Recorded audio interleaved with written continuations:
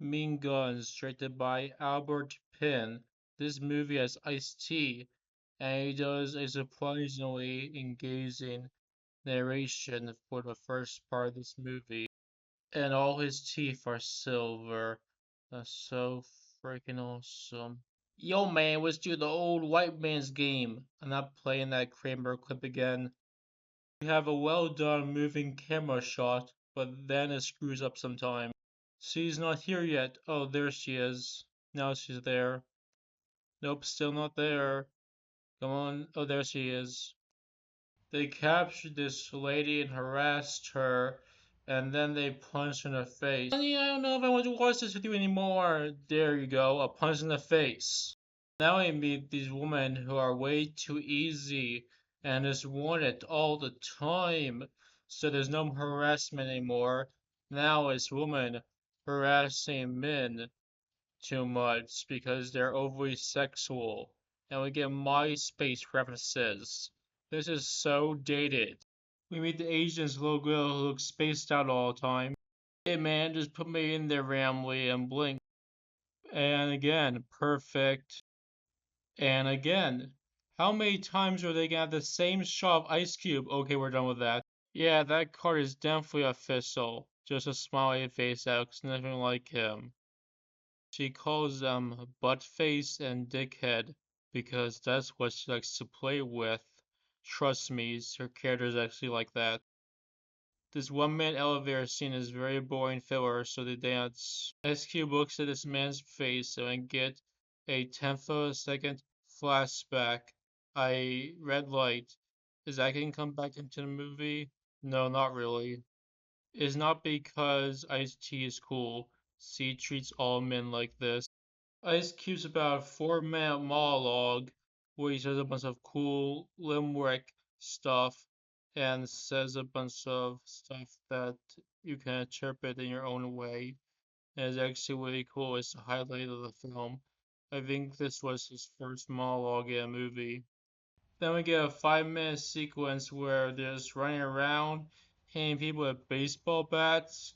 And it's actually engaging because people are actually getting hurt and it's well filmed and well edited and the camera moves with them. And these characters are more likable than the characters in the movie Blast because they actually have character and say some funny stuff. So this scene is a lot more engaging than our action scenes that were in the movie Blast. Yo man, that's a bit too emo for me. Let's play chess. The old white man's game. I'm gonna beat you at your own game, white man. Red light, still keeping your style in check, Albert Pin. This man sees Batman. Then he sees then he sees Alfred. Why does this guy just keep hallucinating? He hallucinates himself as a child again, and I have no idea why. It's not like Ice-T is looking at him again. What does this have to do with the movie? Is this some freaky shit?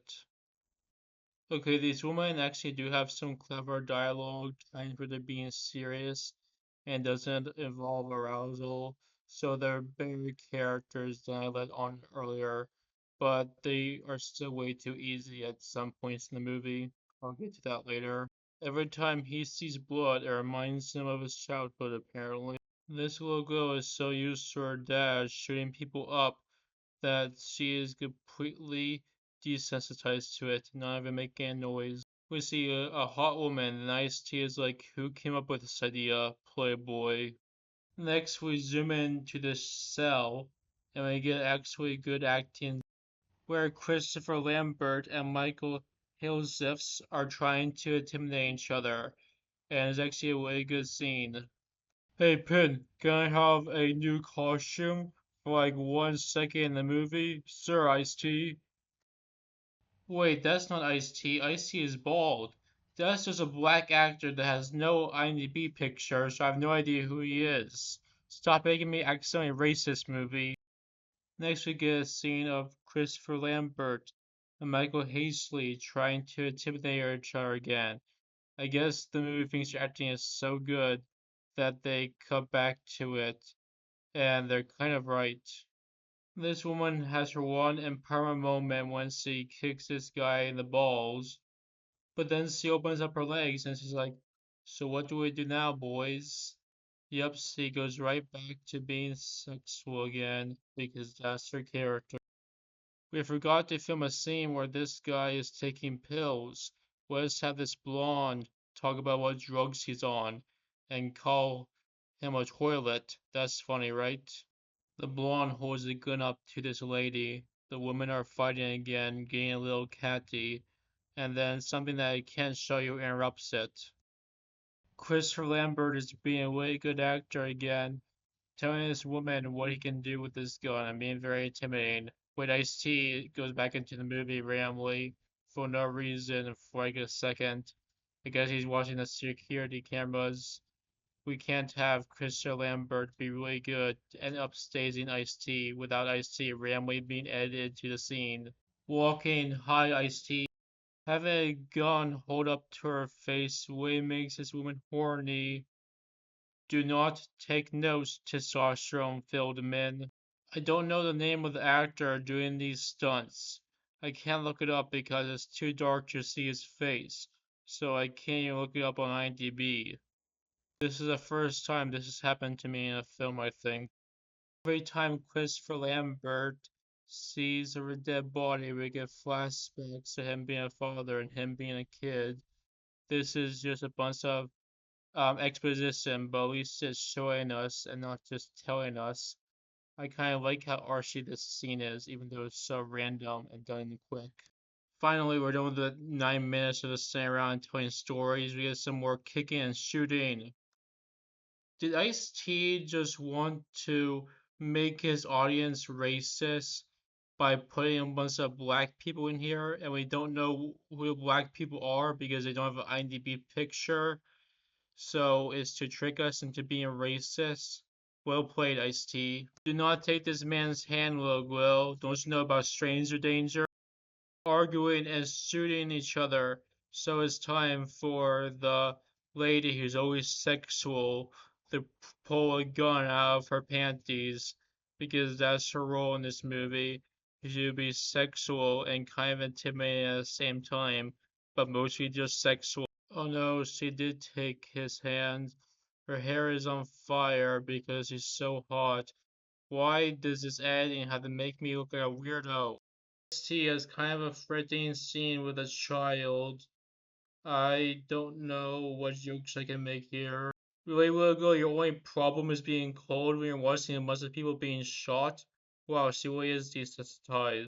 The movie ends with Ice-T having another very intimidating speech with this guy.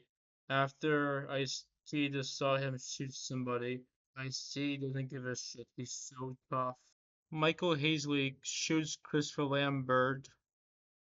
Look at all these dead bodies. Unlike Blast, this movie actually has a lot of guts, and the R rating is actually deserved. So the movie ends with the old lady and the little girl having a moment. So that's Mean Guns. Despite the fact that this movie has some random stuff that's not fully developed and it's just kind of weird and you don't really know what it means. I guess it's a backstory for Christopher Lambert's character, but it doesn't really have that much to do with the movie, so I don't know what the point of it is it being in there. But Ice-T does have a good performance in it, so the movie's good for Ice-T fans, and it has good action, and the characters say some funny stuff, and even though one woman is too overly sexual, there's other women that are powerful and taken more seriously as characters. So overall, this movie's good. I recommend it, but there is some goofy random stuff that is not fully developed that you would have to ignore in order to fully like it. But I would still watch it. Anything is better than Blast, am I right? So yeah, watch Mean Guns on Tubi, touch grass.